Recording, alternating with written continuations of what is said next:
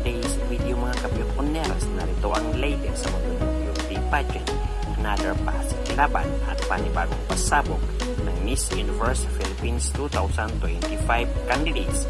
Excited ang kanilang Hello Glow behind the scenes sponsor shoot, pambato ng Quezon Province at Tessa Manalo at pambato ng Muntinlupa Winnie Marquez stand out agad during photoshoot. Narito ating panoorin.